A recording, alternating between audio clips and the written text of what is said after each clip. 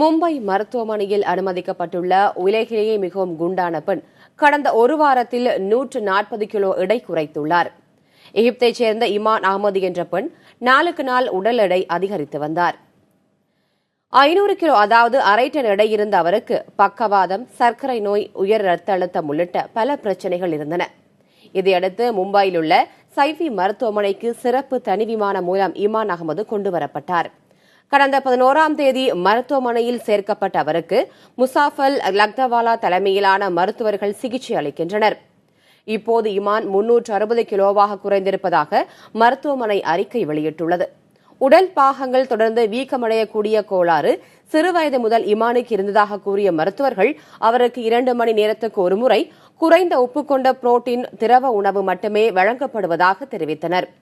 உடல் எடையை குறைக்க விரும்புவோருக்கு வயிற்றை சுருங்கச் செய்யும் அறுவை சிகிச்சை முறை மேற்கொள்ளப்படுவதாக மும்பையின் சைஃபி மருத்துவமனை தெரிவித்துள்ளது.